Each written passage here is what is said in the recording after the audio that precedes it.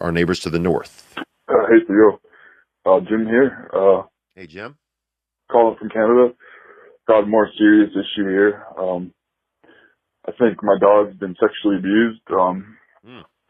What happened was I let someone look after him, and when I got him back, he was acting funny. He wouldn't eat his food no more. Okay, so this is an interesting... To the beach. Went to the beach out here in Santa Monica. I took a nap in the sunshine. Have you ever done that? Feels great when you start. Feels insane when you wake up. When you get home. Part of your face, part of your body, half of your neck, half of your cheek. And I was out there at Santa Monica where I was at the beach by the pier. And I'll tell you this, man, you get out in the water out there. I went out for a swim. Not the best idea. Swimming by the pier. I didn't know that a lot of sewage runoff goes out there, right? First of all. So I kept thinking this water's sandy, right? There was sand in it for sure. Who knows what else was in it, man? And you're out there, and that's a violent ocean. They call it the Pacific, but I'll tell you this. That's a bait and switch on you. Because you get out there in that Pacific, and that thing is doing anything but acting pacified. All right, I'll say that. I was right by the pier. And I remember I got pushed out a little. I'm out there kind of surviving because I don't swim as much as I kind of survive in the water. That's more how I, operate in the ocean. Not in pools. In pools I can kind of handle myself. Shallow end, I'm a master of the shallow end. I'm Daniel Day-Lewis in the shallow end. My left foot, my right foot. I will drink your milkshake. You know what I'm saying? I'll do it all in the shallow end. I'm a fucking, I'm damn, Tanya Harding, Garibaldi or whoever, somebody that can dance, Jillian Huff. But I'll handle the shallow end. But when I get into the deep end, that's when things get squirrely for me and in the ocean. So I'm out there, I'm kind of starting to drift a little bit. It's getting violent. The water's getting violent, and there's a lot of alcoholics out there. And there's two fellows pissing off the dock. Because that Santa Monica Pier is right there, the one you see in all the movies with the Ferris wheel and kids are all geeked up and fired up. So I start drifting off in this area where you're not even allowed to swim in for some reason. I don't know why. I mean, I'm guessing because the ocean can push you up against the wooden parts of the pier, the things that are holding you up. They're just like big brown chopsticks. I don't know what they are. They're pieces of wood. You know what they are. Quit making me describe them.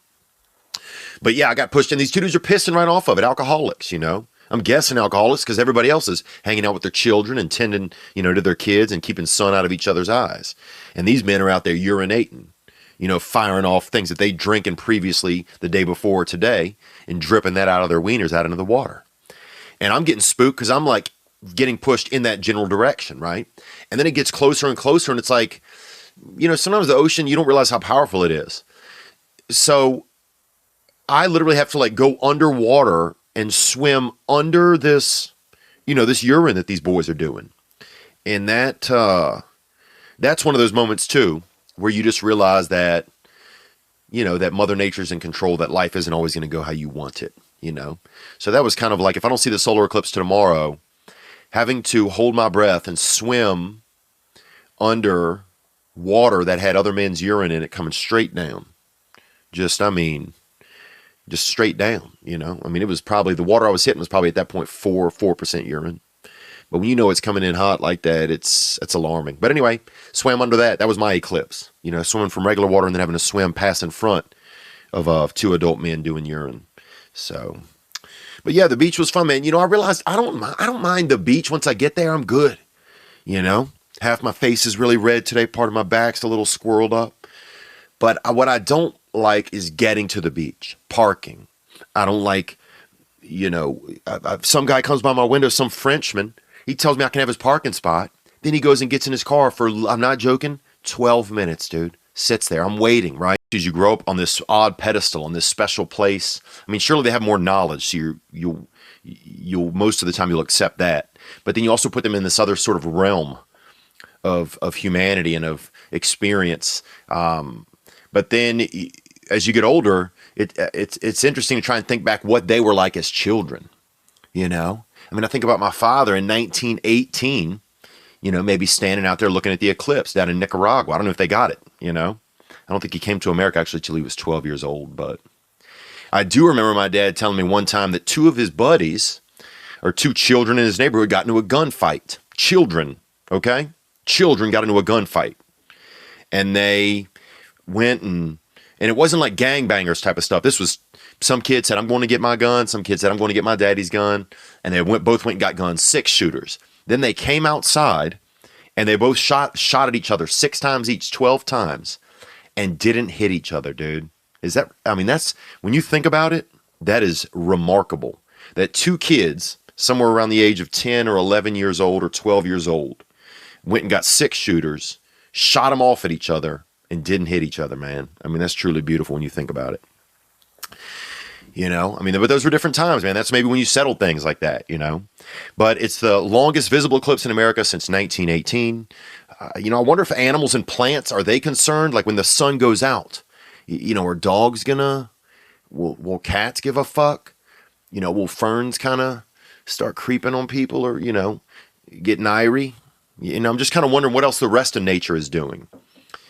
You know, because we have 50,000 people flying to Oregon to go witness this, you know. I think I'm fine witnessing it from here. It'll hit us at 10:28 a.m. Pacific Standard Time. So that's, you know, noon 28 a.m., noon 28 p.m. Central Standard Time. So if you want to get out there and check it out, man. But yeah, I think about that sometimes, what our parents were like what they did when they were young, because they just did regular dumb kid shit like we did, you know? Like they weren't our parents back then. They were just children when they were young. So they were just doing dumb shit, you know? And my father probably lived in a time, I'm thinking, you know, when over the summer or whatever, your buddies just died, you know? And even a lot of times, like the 30s and stuff, the Dust Bowl, 20, I mean, people just died. You're like, I mean, people only lived to maybe what, 40 years old, 41? People died all the time, you know? You'd be walking to church or something, somebody gets bit by a snake, dies, dude, before brunch. I mean, that's crazy. You know, it's crazy to think that. How people just died all the time. Fever, snakes, you know, spiders, attack animals, you know, strangling. Strangling? Dude, come on. Can you even imagine the amount of strangling that was going on back then? You know, and you could leave for a school year, come back, half your class is missing. You know, 2 people died of tetanus, 1 kid bitten by a wolf. You know, where's Lawrence? I don't know. You know, he went to get some water. Nobody ever saw him again. You know, do you want some of his old pants? I don't know. Let's play marbles before we probably die. You know, let's get a game of marbles in before the Lord comes and gets us. You know, that's what I'm thinking. It probably should be a wild universe back then, you know. But the eclipse is here, man. It's a great time probably to steal some shit if you're thinking about stealing some shit. Great time to show somebody your dick or something, you know, if you're into that kind of stuff, if you're into the dark arts. But it's a great time to kind of act out, I think. And I think it's nice also because we've been needing something in America that, especially in America, maybe in the world, by 1 p.m. I remember an experience I had. I went on this thing called Semester at Sea, and it's like a floating university. And it was a gift. Somebody gifted this to me. I would not have been able to have this experience on my own regard. Just financially, it was interesting. But I remember, so you go around the world on this cruise ship, and you're at sea for 100 days. It's a floating university, right? It's a floating university.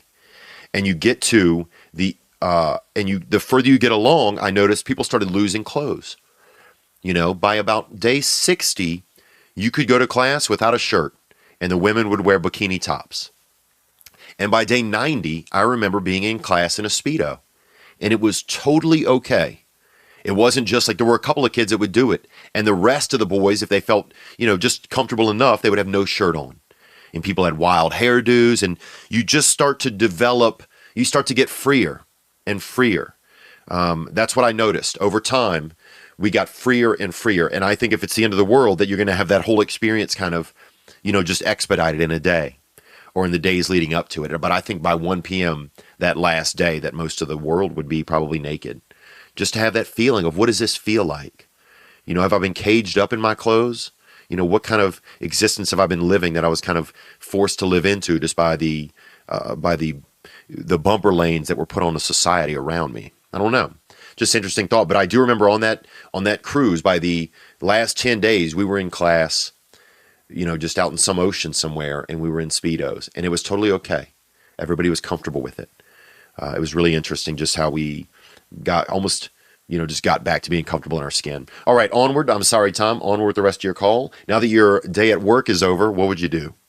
I just do what makes me happy every day. Lifting weights makes me happy. Being with her makes me happy. Just trying to be as happy as possible with the last moments we have. And I would definitely, sappy and sentimental as it sounds, I would definitely just sit there and I'd hold her hand as we die. Wow. Let me think about that. So Tom said he would go to work, he would go to the gym. That's pretty dope, actually. That's commitment. I like that. That part I definitely get. Going to the gym. I just get I am taking my spirit to the end of the line and sticking to my commitments. I like that. And then you'd sit there with your girl and you would hold her hand. I think that's sweet, man. I think you would have people like outside of the deviant uncles and the swingers and the people who, put more of their balls into the sexual court. I think you'd have a lot of people who are lovers. You seem like a lover, Tom, who would probably do that too, who would maybe just sit there with their whole family and hold hands, maybe play a game or just go around in a circle and tell stories about how you really felt about each other.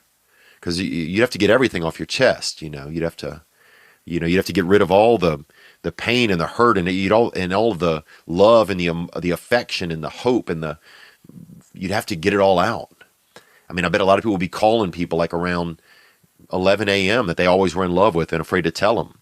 You'd have a lot of crazy stuff. A lot of phone lines would be down. A lot of crazy memes. Young kids, the millennials would all... Our neighbors to the north. Hey, Theo. Jim here. Hey, Jim. Calling from Canada. Got a more serious issue here. I think my dog's been sexually abused. What happened was I let someone look after him, and when I got him back, he was acting funny. He wouldn't eat his food no more. Okay, so this is an interesting call. This is Jim, and he believes that his dog may have been sexually abused. May have been. This isn't a stunt call. I just want to let you guys know that all these calls are real. Onward, he's not eating his food anymore. I can't tell if this is a joke or not. Let's go onward. He didn't want anyone to touch him. And the thing is, the person who was looking after him is I've known them to be a sexual deviant in the past. So what should I do? Should I call the police? Like, where do I go from here? Because I don't want my dog being like emotionally scarred from this. So what do you recommend I do? Thanks. I don't know if you call the police. I don't know. Honestly, I don't know. I don't have any suggestions. I've never owned a dog. I got attacked by a bunch of dogs twice. My birthday growing up. Another time I got attacked by some cats. I got attacked by a lot of animals. So I never had a dog, I didn't even know you could pet a dog until I was probably about 11 years old. I didn't know that people had them as pets and kept them in their homes. So what do you do? I mean, I don't know if I would let someone watch my dog if I believe that they have... I mean, how deviant is this person? I mean, if you think they're that deviant, I think you need to think before lending them anything. I don't even think I'd lend that guy a screwdriver. He'd probably try to hide it in his butt. So, letting him watch a dog that you love or whatever, that's crazy to me. And I'm sorry you did that. But dogs are resilient animals. I'd read about this or call a veterinarian. I think I'm the wrong person to call for this, man. But best of luck to you. Okay, let's take another call here. Thank you very much for hitting the hotline. Again, the hotline number is 985-664-9503. Here we go.